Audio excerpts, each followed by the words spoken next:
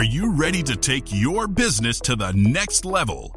Every day there are countless books and articles that are published offering the key on how to make your business a success. It's easy to feel overwhelmed trying to keep up and run your business. That's why Deb Creer created the Business Power Hour. Keep up on the latest trends, best practices, and techniques for how to make your business a success. Let the Business Power Hour do the heavy work for you. Good morning. Good morning. I am Deb Creer, and I am passionate about giving professionals the tools that they need to make themselves and their businesses as successful as possible. And today we're going to be talking about one of the fundamentals of doing business, but one of the things that so many people don't do or don't do right. And so please join me in welcoming Sarah Panus to our program today. Welcome, Sarah. How are you doing? Hi, Deb. I'm doing really well. Thanks. Excited to be here. Perfect. I love it. Well, let me tell people a little bit about you, and then we will dive into this. So Sarah Panus is a brand storytelling strategist, podcast host of Marketing with Empathy, and owner of Kindred Speak Consulting. She's on a mission to make people's days better by creating useful and more meaningful connections between brands and consumers. How? By using the power of empathy plus data, infused storytelling to improve the lives of content marketing professionals and the people their brands serve.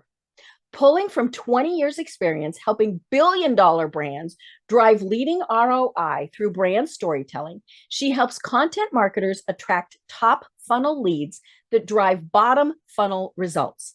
Sarah works with clients by either doing the work for them through her agency services, or she trains content marketers how to think like editorial directors themselves in one of her online courses. So again, Sarah, welcome. Thank you. Looking forward to digging into our topic today. Great. I love it. I love it. Well, I always like to ask my guests, how is it that you got to where you are today? How did you discover that this is your passion in life? Yeah. Well, so been doing this now a little over 20 years, as you mentioned, and it's not where I am right now isn't exactly where I thought I would be. Mm-hmm. So it's fun to see where our journeys take us, isn't it? So my passion's always been in the communications field. So even growing up, I loved writing stories in school. You know, English was my favorite subject. So like that was my passion. And I really several years ago got to a point where after doing this for a while, I was like, you know what? I just really want to make sure that all the time I'm spending doing all the work is actually meaningful. It's valuable.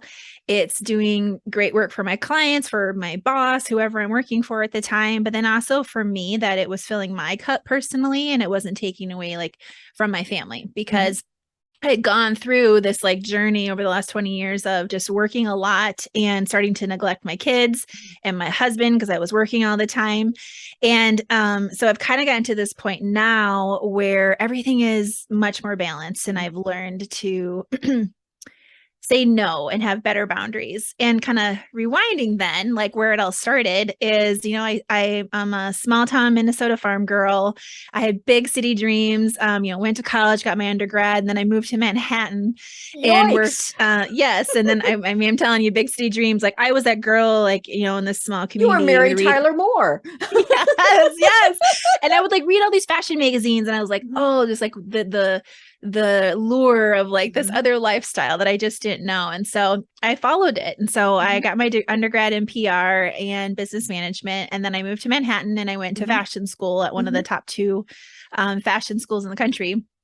And went there and worked and got another degree, and then worked for a wedding gown designer. So a high-end wedding gown designer in New York City. I was their communications manager. And it was such a great experience because I got to travel all over the United States. And I had about 50 different clients, which were like the wedding retailers. It was B2B. So I was working for the designer. No bridezillas. Oh, there was definitely some bridezillas. But it was such a great experience because I managed all these retail accounts all over the US and all over these different states. And I actually felt like it was international business because, different parts of the US and the clientele and the business and people are very different and very different. There's a very popular show on TV called Say Yes to the Dress, which is based on Kleinfeld Bridal out in New York. They were one of my accounts. So I would go out there like every week and I was like, I knew those women versus like a small shop in outside of Nashville or outside of Tacoma, Washington, things like that. So did that. Then I moved to Boston and I worked at an integrated marketing agency. And as you do on the agency side, work for a lot of different clients. So I did a lot. I've always been in more of like the CPG, direct to consumer brands. So I worked with a lot of Nestle Waters, Starbucks, American Heart Association, Lindt chocolate, which was amazing. So I got lots of free chocolate samples. And so that was so much fun because it just expanded. Then I'm doing communications. I know I love doing it. I stepped into influencer marketing and then moved back to Minnesota, which is where I'm from. Because my husband had gotten into the U of M for his PhD. So we moved back to Minnesota. And it started a journey with me in corporate and a long journey in corporate where I worked at Sleep Number for a total of 14 years in total, 12 years in-house, last 2 years as a consultant, and started their social program. So that's really where I merged PR and communications with social. Social was just starting. It was like a whole big thing. And so was grateful for that opportunity because it really put my foot in the door into digital marketing more. And we grew social from no budgets to $10 million budgets and being the leading ROI generator in the company. And that was a lot of fun. But then I got super burnt out on social. And that's when enter the phase of where I really felt like I was neglecting my kids and my husband, and I was on my phone all the time for work. So I was able to have a great conversation with my then boss and changed my role and was able to start doing some more remote work and started a new function, content marketing strategy. So my whole life I've been doing communications and social and influencers and SEO. And so really where I'm at right now, it's a combo of all those things. And what I'm so passionate about the storytelling aspect is because whenever we've leaned into the story, like a narrative, non-promotional story, it's that way to truly connect heart to heart and mind to mind with your audience. And it's when I've seen such amazing results, like cross-functionally, internally and externally. And so I'm just so passionate about it because as a culture, as people right now, we are craving connections. Like there's so many stats that show how anxiety, depression, and loneliness are up. And I think as brands, and I love working with brands because they have such a huge footprint that they can help. Huge budgets, huge teams, huge reach. And so when you connect those two, then of like, how can the brand actually help their audience? Sure, through their products and services, but in a really valuable, human-centered way. I just love that. It's driven so many great results. That's why I'm really passionate about it.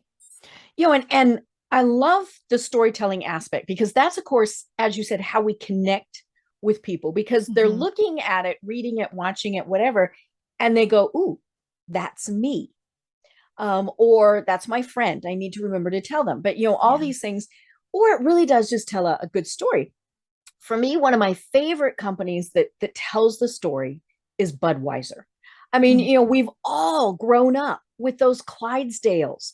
And, and then when you add in, and of course those commercials do not sell beer.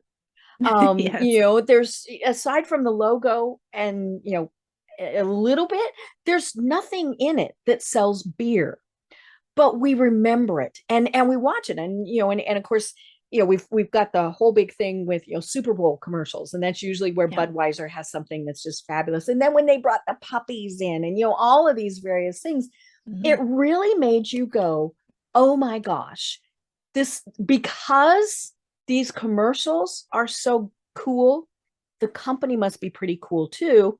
I guess I'll drink Bud today. Yeah, it's and when you go deeper even than that, like if there was, let's say Budweiser had a very strong cause towards animals in their site, right? That would help those animals even deeper. And then that could create like an even stronger narrative around that, or kind of the heritage of the past. Like, you have those old time things. I think that's where you can start to get into the thing is with when brands do storytelling well, it's what does, like I said, connect heart to heart and mind to mind. So Stanford had done a study, and stories are 22 times more memorable than facts and figures alone. Right. So what I love to do is I love to pair like these empathy filters with data, and that combo of the two, then it's like that 1-2 punch. Right. And it helps you better understand maybe what your audience is going to be interested in. And it also makes your job a lot easier when you're creating content because you don't have to guess as much about what to create. Right. You know, and you can obviously see that with the Sleep Number store, right? Did I get that right? Did I have it wrong? No, Sleep Number. Yeah. Because the story is that you are getting better rest. And everybody looks at that and goes, I'm not sleeping well. But then you add in those numbers to say, you get X more, and I'm not talking about the sleep number, as in, how, but it's you get 28 minutes more sleep more a restful night sleep a night. Yeah. That's and so then proven you, from you their match bed. those two and you go, oh, okay. I definitely should consider this. Yes, 100%. And Sleep Number, really, they don't think of themselves as a mattress company. They're a health and wellness company, and how quality sleep plays so much into everything that we do, right? If we sleep poorly, we're just, we all know what that feels like. And so it's really, and so it's everything that they're doing, from like, they're collaborating with the Mayo Clinic on new research to advance sleep science, or like they're the official sleep and wellness partner of the NFL and working with them on different things for athletes and physical performance. But then also just with like, everyday people on and sharing their stories and what does that mean? One of my favorites was when we were really in the thick and the start of COVID starting, we were thinking about, I was the editor-in-chief of their blog for years and years. And we were thinking about, what we were going to be sharing in some new content. And part of my listening online, I kept seeing in different mom groups on Facebook and different online stats and things that I was seeing was I just kept hearing over and over again from all these other moms that were like, it was like mom guilt on steroids. And moms are I'm a mom, like we're really good at guilting ourselves on, not doing enough somewhere. I know. I don't know why we do this to ourselves, but we drive ourselves crazy, putting all this extra pressure, but it was like on steroids. And so there were so many moms, I should be doing this. I'm just so tired. I know I should be doing the dishes and making dinner and blah, blah. They were just like going through all these things. And so I was sharing that insight internally as we were doing a brainstorm. And so we ended up creating this content series called Stop Shoulding Yourself. And I know those shouldas. We just really shoulda ourselves. No. And it was beautiful because we actually interviewed real moms and we were sharing their stories and their experiences. And you just, as a mom, it just hit your heart and you're like, oh yeah, that's me. I do that. And so we got such great responses from that written article series on the blog because it just tapped into that human emotion and what people were feeling, that segment of our audience was feeling at that time. I love it. And you just mentioned something that is absolutely critical to have the stories work, and that's doing your research. And it's some people think, well, it's a waste of time, to be on Facebook, to be on, some of the groups, whatever your target audience is, things like that. But when you know what their pain is or what their pleasure is too, let's be honest, from a market, we're always told as marketers, solve their pain. Well, sometimes it's give them pleasure too, right? And so when you're in touch with that, and you as a mom could speak that language. I mean, that's the other thing is, if it had been, the 58-year-old man in his suit trying to write it, maybe not. But it is about researching it and really knowing what the consumers want. 100%. So this is why with my corporate clients on my agency work that I do, one of the foundations that I work on is something called the FED method, which is focus plus empathy plus data. Do you want me to walk through kind of how that works? Definitely. Okay. Yes. So kind of how I look at it and whether you are in charge of content for your company as a listener right now, or if someone else is in your team, but like stories and content, obviously you have to get your message out about your brand. And we know stories they have sticking power. They're like glue. So, but the challenge is a lot of times you just don't know what you should create first, or maybe it's kind of all over the place and you feel like you're throwing spaghetti at the wall. So, or you feel like you have a lot of in my experience from my career, it's like a lot of people are coming at you in these big organizations with ideas. Oh like yeah, everyone has an idea. they all know better than you. Yeah. And so you need to give yourself some sanity so you're not overwhelmed in any of these scenarios. And so the FED method helps you do that. And so focus is the first F. What I think about with FED is like, just like as human beings, we need 3 things to survive. We need sleep, exercise, and nutrition, right? And so FED is focus, empathy, and data. Those are the 3 things your content strategy needs to survive. So focus, what I recommend doing is identifying 3 brand storytelling pillars. Those are those overarching umbrellas of topics that you're going to be talking about all year long. These are going to be informed by the data and the empathy that we go through later too. But essentially you want to think of 3 storytelling pillars. And I always tell people, pretend that you're a magazine, like your brand's a magazine, you're a magazine, and you're talking to someone else and you're like, yeah, we're X magazine and we talk about A, B, and C.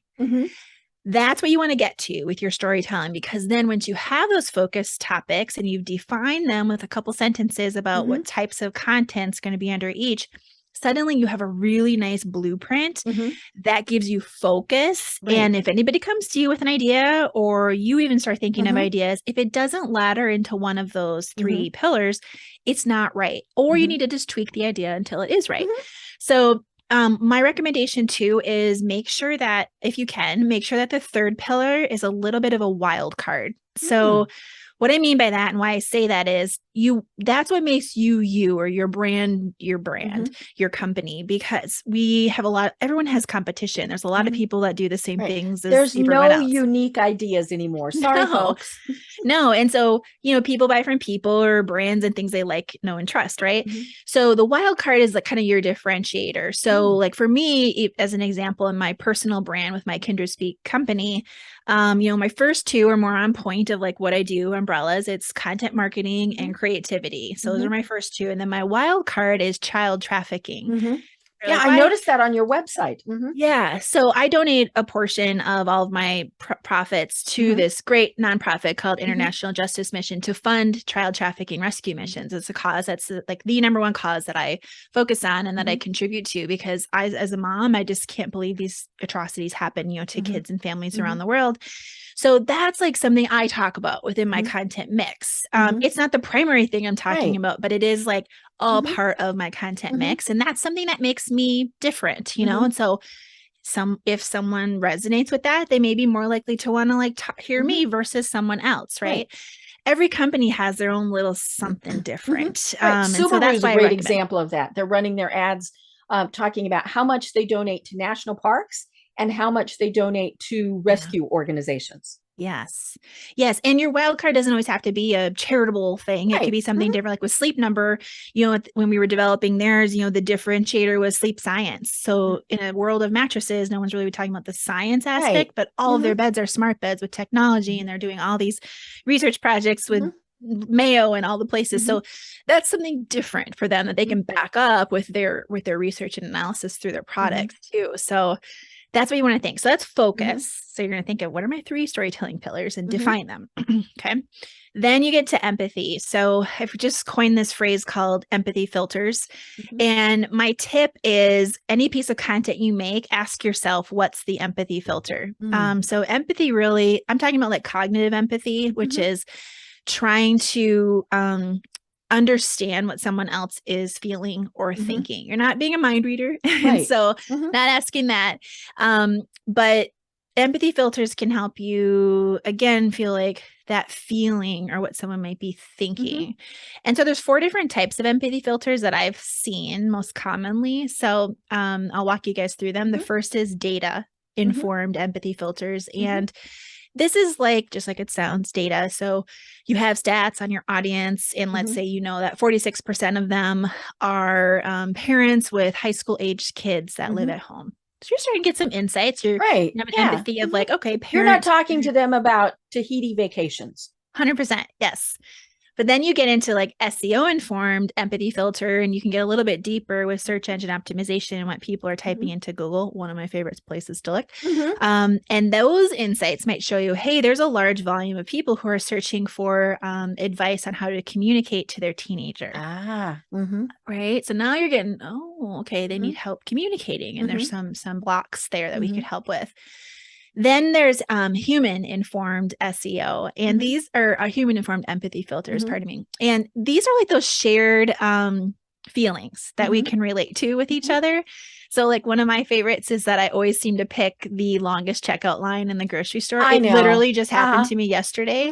I thought I was in the shortest one, and then suddenly the people ahead of you, nobody had price tags. Yes. Yeah. Like, what happened? I really thought I picked the right one this time. That's a shared like moment, you know, like people can relate to, or the never ending pile of laundry is like my other mom one. Guilt. Mom guilt is another huge one. Yes. Spotify, which is a brand that I just think does storytelling so well. So Spotify did a great example with this, where they had insights on how people, when they hear a really great song and they're in their car, they wait to get out of the car until that song finishes. You have to wait till it finishes. Anyway, gotta be such good. And so they did this hilarious content series around funny moments where people really should get out of their car, but they're not, because this great song is on and they're rocking out to it. So that's human informed empathy. And then you have nostalgia informed empathy. Nostalgia is super, super powerful. Because it's like these key life moments that people go through. So COVID's one, although a lot of us have had different experiences, there's going to be very shared similarities, like being fearful you're going to run out of toilet paper and just the fear of like, you know, all the things we've gone through with COVID. And so these are those experiences. So it's also growing up in the same decade, you know, having the same favorite cartoon growing up, or favorite band, or things like that. So those are some great examples you can think through with your audience to understand maybe what do they think about these kind of certain areas that will help give you greater insights. So that's E, that's empathy filters. And then we go into D, which is data. So data can feel really overwhelming, especially if you're like you're a one-person show who feels like you're trying to do everything. So I'll walk through some examples, and by no means do you have to feel like you have to do all of these things. Pick a few to start, or if you have a big team, do them all.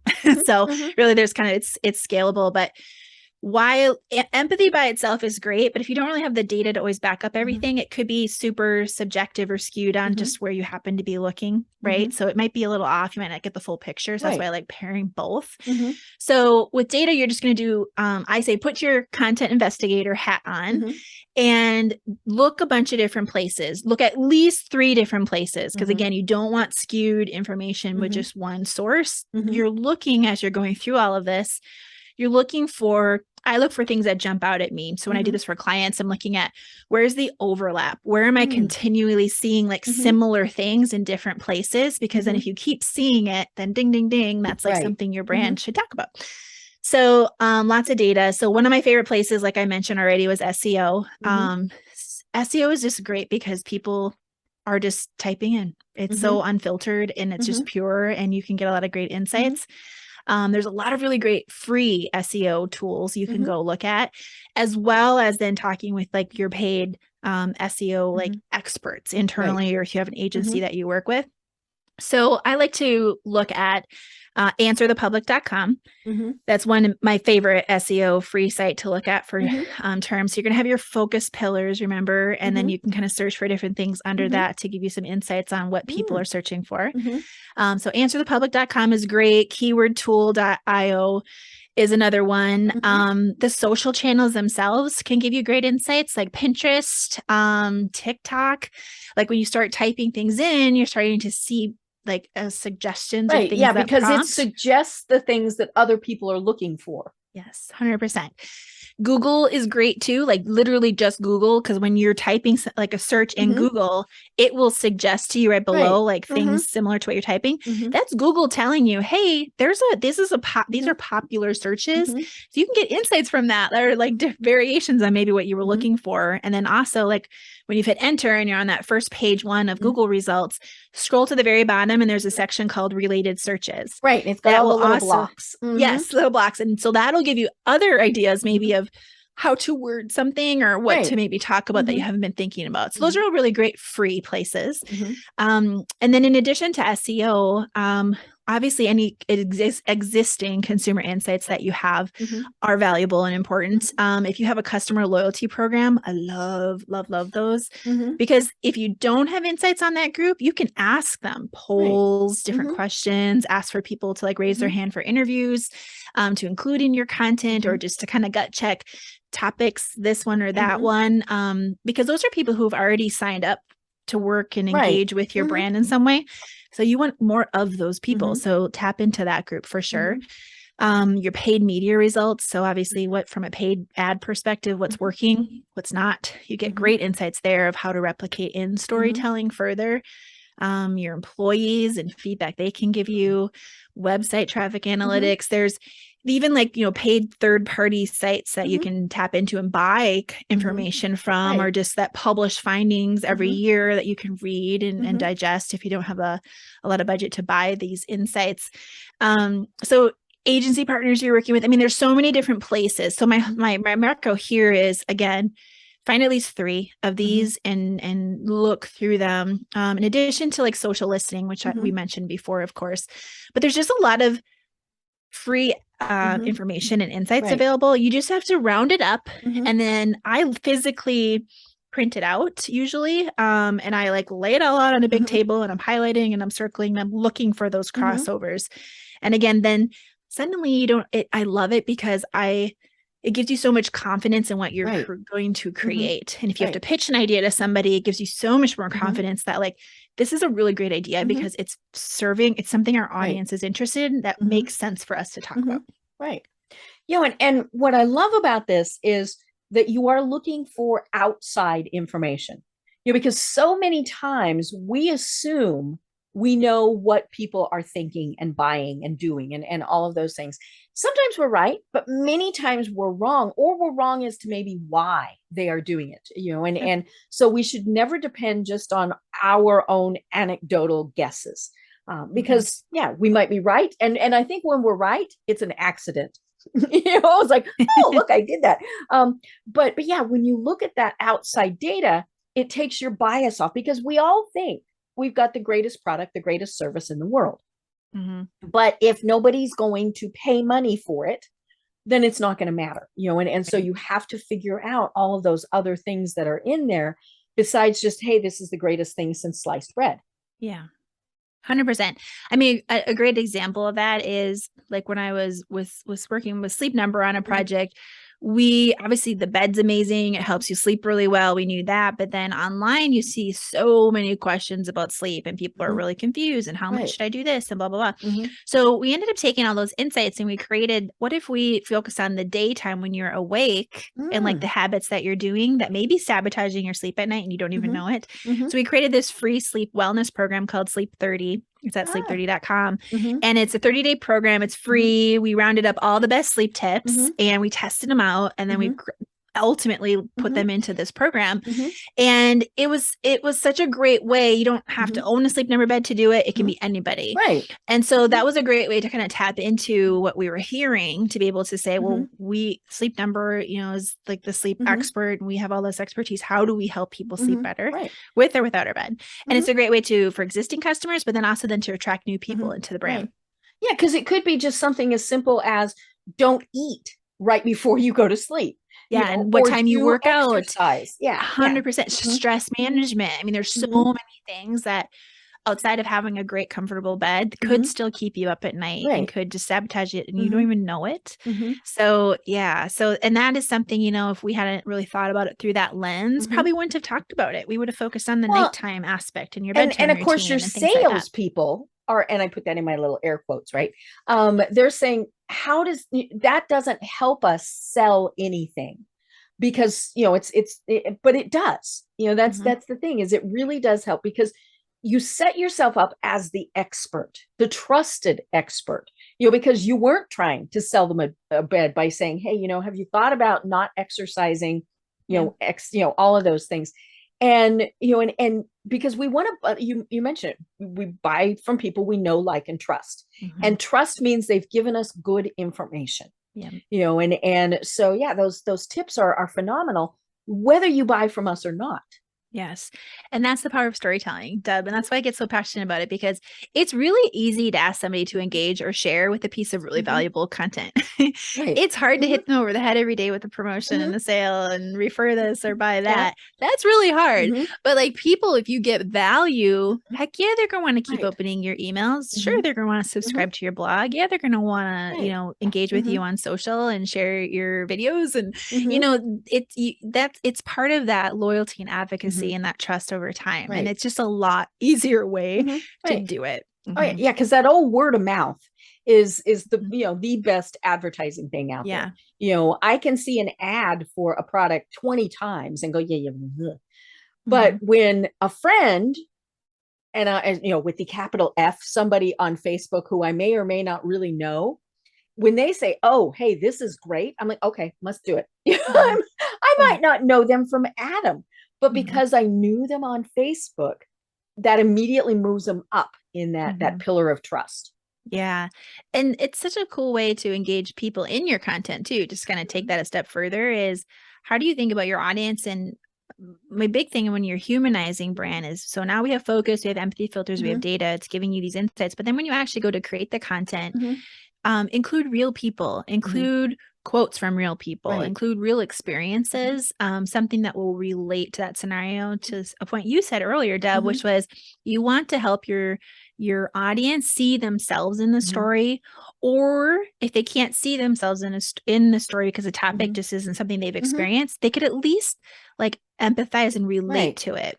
So a great example, because I always used to say you got to see yourself in the story, but there's just so many situations like I was listening to this really powerful Black woman talk about these awful experiences on racism that she had went through.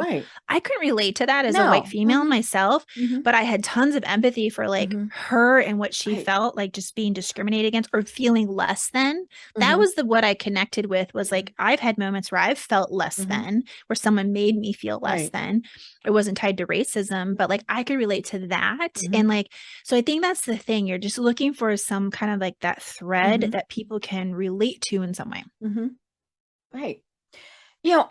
And so once you've got this data, then it's kind of like, what the heck do we do with it? And I mentioned before, the editorial calendar. Now I'm a PR person too, so I know what an editorial calendar is, but explain that to us and then talk about how you take, the information you got from the Fed method into actually being able to work with your content.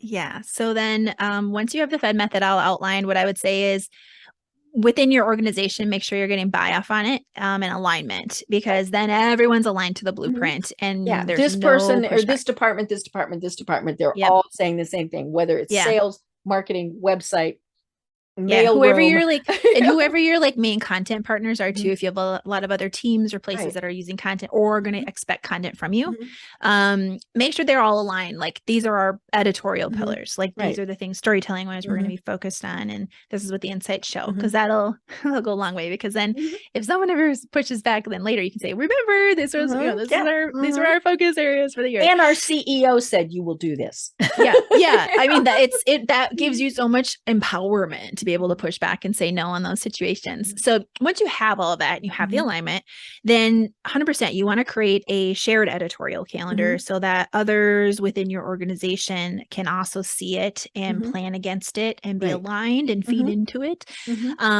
So literally you'll create a calendar. There's so many different formats. There's lots of really great paid tools you can use. It can be something as simple as creating a Google Doc to get started that's shared.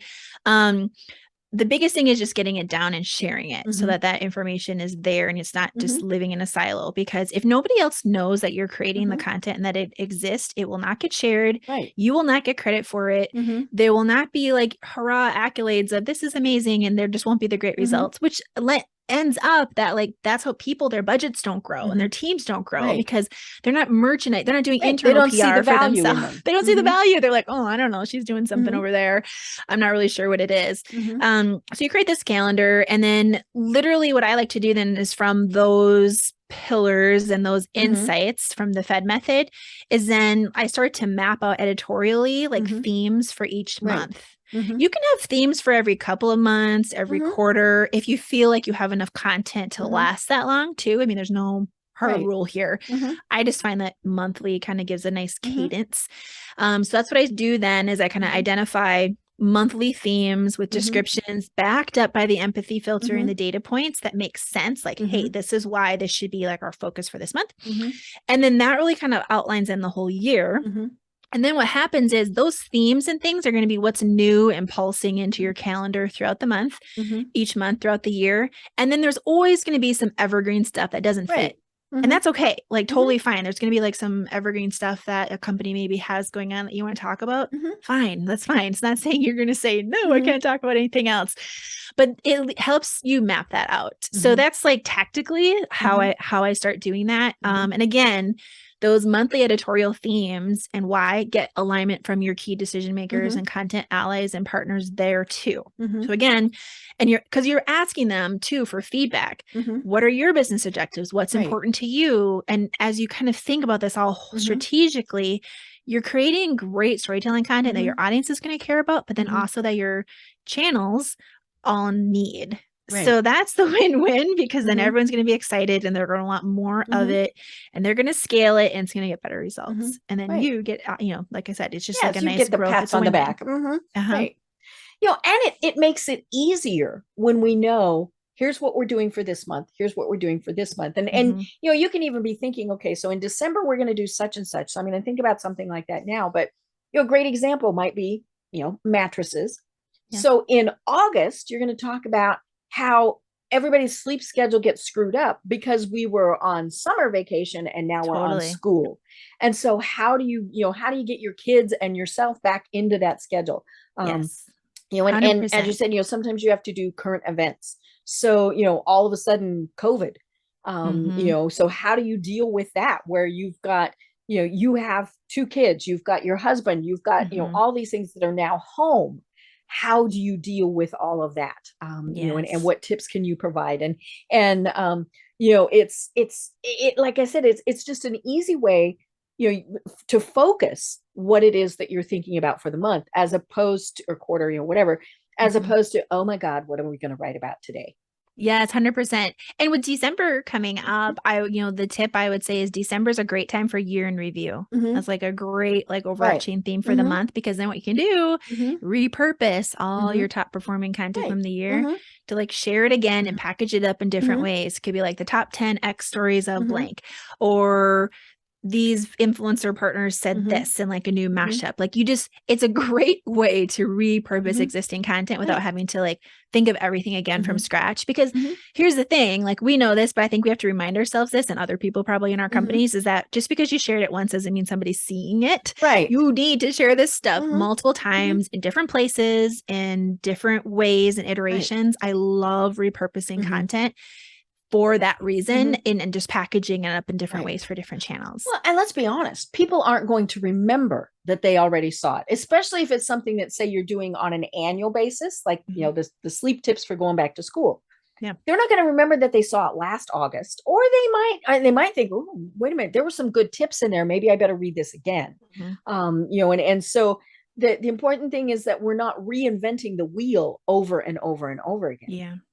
Well, and that's actually helpful too. Like if you listeners have a blog, if your brand company has a blog, blogs are so great for that SEO staying power too, because they just live on and on and on, and they can continue to rank and drive traffic to your brand.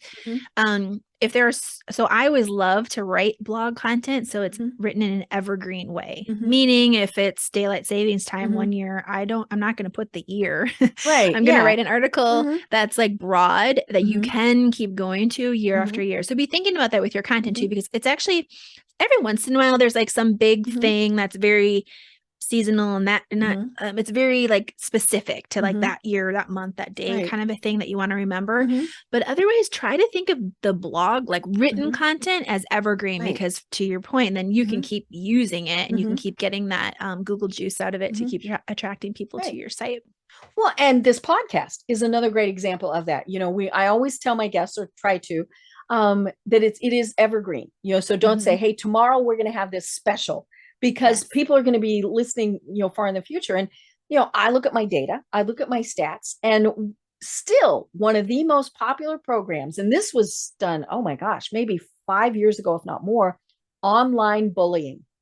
And it really is, it still is in the top 5 of programs that are listened to. So somewhere it got some real good Google juice out there, right? Yeah. But yeah, I mean, it is content that really can be heard, listened to, read, whatever, over and over again. It's kind of like your favorite book, right? Yes. Every year you reread it, or all those various things, because each time you get a little something different out of it. Yeah. Or you remember at least like to go back to it and check out your notes, or, Right. oh yeah, Mhm. this brand or this person Mhm. had talked about something with this. I Mhm. wonder what they have to say on this Right. topic, or can I find that? Mhm. Yes. Yes. I love that. And I love, it when, stories carry over. I mean, we're talking about Budweiser, how Mhm. I mean, I don't even know when the Clydesdales were first used. I was a pretty little Long kid. time ago. Yeah. I know, and so they've been around for quite a long time. And, I remember another one that worked, and this might be before your time. So, it was, I can't believe it's not butter. I Oh know it was yeah. definitely a butter one. And all you saw were hands and the tub of butter, Mhm. and they're spreading, on their toast or whatever. And it started off, and I mean, this was a multi-year campaign. Mhm. And, and it started off, it was, a male hand and a female hand. And they like each reached for the butter at the same time. And oh, he, tee hee. And it was clear that they were on, say, a first date, Okay. and then it went through the years and through the years. And if I remember right, the last one in the series, a child's hand came in. Mm. And so they had, and I mean, and it was funny because like one of the, somewhere along in there, the hand that reached for it had the engagement ring, and so you had all these, but it really was, it was the same voices, but the hands who knew who, those were Yeah. just hand models, and so who knew, but yeah, and so it was obviously from a perspective of production, it would have been pretty inexpensive to produce, Totally. because you really did just have these hands and the tub of butter and maybe a piece of toast. Mhm. But it was something that I actually remember wanting to know what came next. This is a commercial And it's about butter. butter. Not butter. Right, yeah. Yes. And so it really was, I just thought that was a very good example of storytelling that really sucked people in, and got Totally. you interested in it. Well, it reminds me of, I think it was Extra Gum has done a really nice job with storytelling, because it's gum. I mean, Right. right? Like how Yeah. much less Is that the sexy one of where a they're writing product. on the wrappers? Yeah, where they wrote on Mhm. the wrapper, and like the teenagers and like the Right. first date, or like Mhm. the courage to like go up and like Mhm. pop in the gum and like write on Mhm. the wrapper. Mhm. But that was really well done. But they also Mhm. did like an experiential thing too, where they had rented out I Mhm. might get a little bit of this wrong, but they had rented out some type of a museum, Mhm. and they had enlisted all these twins, Ah. identical twins, Mhm. and they had twins, and then they invited people to come in. And so they Mhm. had it set up as like this art exhibit of these twins Mhm. were side by side. One was chewing gum and one wasn't. And like you would go around, and then they would ask the people as they were leaving, or probably throughout the process, their opinions of each of the twins. And it was like resoundingly, the whichever twin was chewing gum was Mhm. more likable, like way more Hmm. likable. They were cooler. They had like all these different attributes they were asking about. Interesting. Mhm. And so it just showed, it was such a Mhm. smart way to just Mhm. show the act of chewing Mhm. gum, and like Mhm. how like relationship Mhm. wise. So to me, it was very clear, like they were Mhm. leaning in on relationships, and Mhm. kind of like how gum, Right. which is so Mhm. funny, right? You wouldn't think Yeah, about it's that, but how gum. gum, Mhm. it's gum. Mhm. But what a smart way to use storytelling, right? And to Right. create like these human Mhm. emotions Mhm. around just a stick of gum. Mhm. It's Right. brilliant. I think Right. that was so smart. Right. We've been talking about big companies, like you said, billion-dollar type of Yep. companies. And so for the person that's, in their spare bedroom doing whatever it is that they're doing, Mhm. they're thinking, I have no idea how to do this. So let's, can you give some tips for those people as to how to incorporate storytelling into their business? Yeah.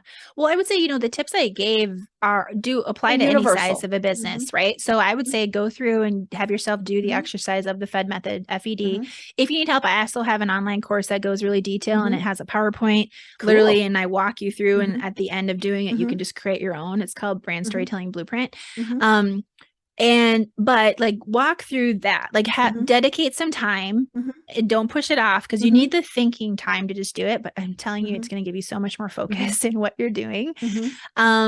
Make sure you have a content calendar if you don't already, and make sure you start plotting in different examples of like themes and things that you can talk about. But really at its most granular level, Deb, I would say ask yourself what the empathy filter is on any piece of content that you're doing. I mean, that's really, if you do that, you're going to already just be better than what you were, because you're going to not just talk about, you're not going to talk to yourself. You're going to ask yourself, why is this going to connect to my audience's hearts or minds?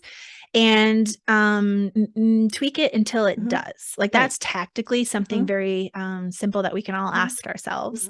And that'll take you a long way. And then when you actually go into creating the content, then be thinking about, again, how do you include a real person in the piece? So maybe the real person is you, if you're the face of the brand. Right. And you're sharing like an experience, something that's relatable, an empathy filter idea, for example. You're sharing something there. Or if it's a written piece, a quote from one of your customers or one of your great employees around the topic. But just include like people. I think that's a really easy way for brands to humanize themselves, is like to actually include like people into their content. Right. And I love that you say it's okay to talk about yourself, because I think sometimes we all think, well, that's egotistical. What I'm selling is not me. Now, that comes back to the know, like, trust, especially if it's a very small business. Right. If I trust that person, sometimes it doesn't matter what they're selling. I'm going to go, okay, fine. I'll at least check it out. Right. But, we want to hear those stories. And I think that's where the social media sites really do come in handy. Yeah. And I told somebody the other day, I said, you are an influencer. And they of course said, well, I'm not Kim Kardashian. Right. But we all are influencers, whether it's your family, right? You're a mom, or, the small group of people who buy from you, whether that's, whatever size that is, you are helping to influence their decisions. So, telling stories, and especially about yourself. I mean, I think some of the best stories are those where we show that we're human. And that we just, we really get to, show that, hey, I did this, I started this because this happened to me. Yeah. It's just something that we always see coming out, where we can see that. Yes. But, I also can relate to the solopreneur. I'm a solopreneur. My business it's me doing my work. I also can relate and understand, though, the feeling of not wanting to put yourself out there or feeling like it's too vulnerable and it's a little scary. Right. And I think my advice for that, if you're feeling like that, is I would just say, you don't have to share your deepest, darkest secrets on the internet. It's really, and you again, probably about, shouldn't. I wouldn't recommend that. Yeah, I would. I actually think there's some people, there's definitely some people who are sharing everything and their audience is super connected with them. They love the vulnerability. I look at that for me and like, there's a line, like I want to protect like my kids and like from an online privacy you perspective. Might post about them, but you're not going to post their names. Or, you're not going to show them in detail, things like that. Parents, I think, are, they have to be very careful. Have to be smart. And especially with my focus on child trafficking, I just know about how creepy some things on the internet can be. Right. But like everyone's different. And so what I would say is it's not right or wrong. It's whatever you're comfortable with. And so something that helped me, and so maybe this will help someone listening right now, is if you're kind of like, I don't really have any interesting stories, or I don't have anything. Something that I do on my phone is I've downloaded this free app called rev.com.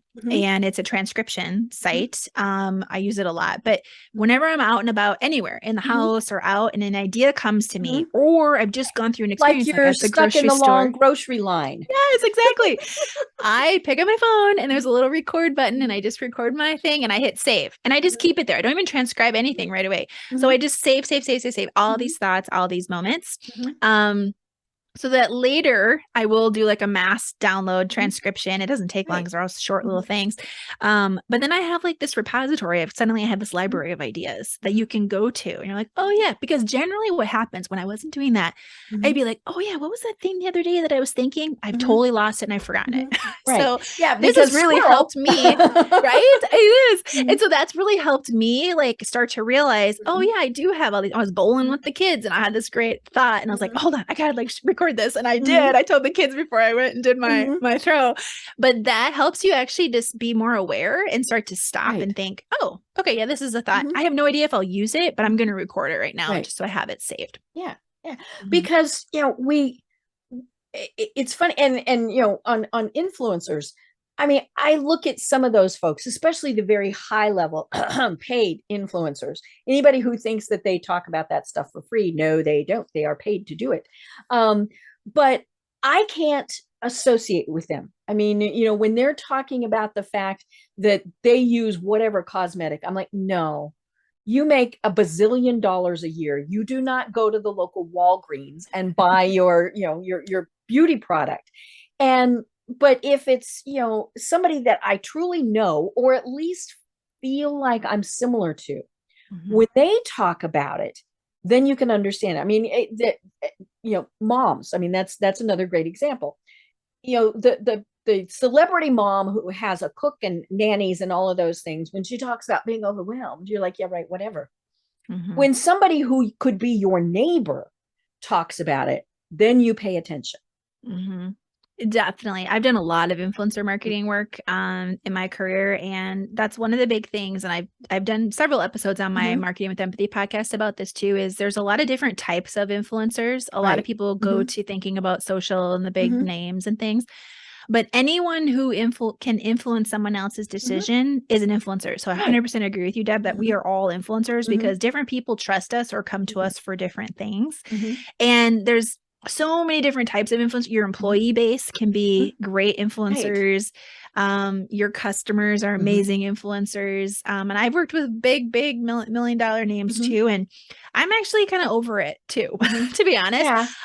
I love working with the more relatable stories. And that's really where we've come on social that I've seen this, this wave over the last 20 years of being in this world is I feel like in the beginning, social was like what it was. It was super raw and like people talking back and forth. And then it got into where like everything needed to be perfect. And then it went through like, well, it's not perfect, but it's relatable, which is where I think we're at right now. Like you want it to be good quality, like audio, visually, things like that. So people can hear and see it well, but people are really appreciating not perfectionism right now. And I think because it shows you're human or like as a brand, like, yeah, you don't have to be, you still want it to be good quality, but like, you don't have to be perfect. And so as like a small business owner myself, like I have to fight that even myself because I'm so used to working for these billion-dollar brands and my corporate clients that I like try to make all my stuff appear like that. And it's like, you know what, there's different levels of quality, of course, and what you have access to.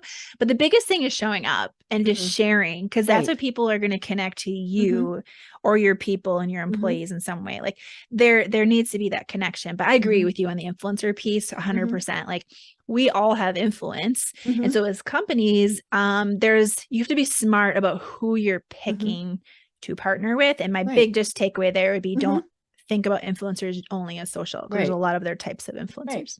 Yeah. I mean, we just, as we're recording this, we just saw a big example where a major shoe company just fired its spokesperson because of things that he was saying online. And of course that is tricky whenever I don't care if you're hiring them as an influencer or just an employee, people do things, and so you have to, but when you have put them out there as the face of your brand, your company, all of those things, you really have to watch what's going out there. And some people like that edgy. I mean, let's be honest, one of the other shoe companies really liked the football player that knelt, right? Because they like that edgy type of brand. Totally. Yeah. Did they lose some customers? Yes. Did they gain some? Yes. Yeah. And so, when Nike, was it Nike? Yeah. Nike hired Colin Kaepernick. Yep. Yeah. And, they knew they were going to get some blowback, but they also knew that that's part of them, is that edge. So that's okay. but they knew what they were getting into. Well, that's the thing. They were focused, right? Like they Mm-hmm. knew their storytelling Mm-hmm. pillars. They knew Yeah. what lane Mm-hmm. they wanted to talk in. They had done all that research, and they Mhm. knew that he was going to appeal to the people who were buying their shoes. You know, and you know, same thing with if it's, you know, your small business, whatever, and your CEO, your CMO, whoever is the face of that brand, you know, what is it that they're putting out there? You know, and nobody's going to be squeaky clean. You know, let's be honest. You know, we all every once in a while do something that we don't want the whole world to know about, but you just have to be aware of those things, and sometimes it plays into the story. I mean, right? Elon Musk is probably one of the ones that, you know, he's as eccentric as they come, but that is part of his story. That's him. But that's the thing that I've also learned over the last 20 years is like, you are never going to make everyone in your audience happy. And I've been in some pretty big crisis situations with things on social for very large brands where something was said from a partner and it creates this whole flurry of negative comments like, you need to stop advertising with them, or we're going to boycott you. And then you have other people who are like, you better not stop, because if you do, we're going to be upset because we love him. Yeah, because we supported that. Yeah. And here, the thing is that I just realized, you're like, it drives you mental, like when you're going through it, but you can't be knee jerk as a company. You have to stay true to like, what do you believe in? And everyone's going to be different. But that's how you're going to attract the right people who want to work from you or buy from you or volunteer with you. Like if you're a service organization. So that's just my biggest thing. I think we all have to just be okay that not everyone's going to be not same. Everyone not is our perfect client. No, exactly. And that's okay, because you just want to say, you want to be able to say yes to the people that you want to work with and not have to just be driving yourself nuts with the people that, oh, you're working with them. The what ifs are, you know, and it really is, you know, you are thinking, well, what if this, what if that? And, you know, let's be honest, I've also dealt with crisis situations and things like that. And quite frequently, one of the things that I said was, wait. Don't do anything, just wait, because other things happen, and you know, we all know we have the attention span of gnats, and so we go on to the next thing. You know, I was working with a university one time that had some issues that were going on. They wanted to address it, and I said, let's just wait. And like 2 days later, a major tsunami hit. Now, this was obviously horrible and very tragic, and that's where all of the focus went. You know, and we were like, you know, you certainly didn't want something like a tsunami to happen, but yeah, you know, other things come up. You know, you know, and some of the things you're like, oh, that's still happening. I don't, you know, and so yeah, frequently the best course of action is do nothing. Yeah, it depends on the scenario, of course, but definitely, you're right. Sometimes you don't just have to just be so pressured to react that afternoon. Yeah. So, well, oh my gosh, Sarah, this has been absolutely fascinating. And, you know, it's been so much fun. We have to have you on again, because I think it's a great topic. So we will do that. But tell us how people find you and connect with you, and what are the services that you provide? Yeah, thank you. So you can connect with me, find me on my website, kindredspeak.com. And what I do, there's 2 ways to work with me. One is kind of, I can do the work for you, or I can teach you how to do it yourself. So agency services around brand storytelling strategy, you can kind of think of me like a rental editor in chief for your organization. So I can help with like strategy and planning, or like actually managing content partnerships, brainstorming content ideas, things like that. Or I have 2 online courses. I have Brand Storytelling Blueprint, which goes into the FED method and gives you that. It's a little mini course, super attainable, easy for people to do quickly. And then I have a 3-month group training program where multiple people from a company, or you can join in with other folks from other companies, where I do a group training program in my Brand Storytelling Academy program to help people really think like that editorial director and learn from like soup to nuts and just up level their professional skills. Cause that's one of the big things I felt when I worked internally, but then also I hear all the time, which is, as people are moving around a lot of marketing roles right now, is they want to make sure that they're advancing their own skill set to, whether it's for their current company or if they want to hop, you know, jump ship and go to someplace new. So I have that as well. And then definitely would love it if people have enjoyed hearing this topic on brand storytelling. You can hop over to my podcast. It's called Marketing with Empathy. I signed up for the Facebook group. Thank you. Yes, I have a free fee though. Okay, I will do that today. Thank you. But yeah, I have a free Facebook listener community for Marketing with Empathy. You can just search on Facebook for Marketing with Empathy listener community. Hop over there with just like other like-minded, like content marketing strategists and storytellers. So I just wanted to create a community where my listeners could also then connect with each other. So it's a brand new community, just getting started. So we'd love to have folks over there too. Cool. I love it. I love it. Well, like I said, this has been absolutely fascinating, and we have to do it again because I think we forget that the easiest way to connect with people is through stories. We're coming up with these grandiose marketing plans, and I'm a marketing person. Who's our target market? What's our demos? What's our budget? Am I going to be on TikTok? And we forget that if we don't connect with them on basic human levels, it's not going to matter what we do. And the best way is through storytelling. So, I think we definitely have to talk about this again. But until then, do you have any final thoughts for everybody? Yeah, I would just say too, I have a freebie for folks that I go even deeper into this topic and some others. So you can get that on my website at kindredspeak.com/favorites.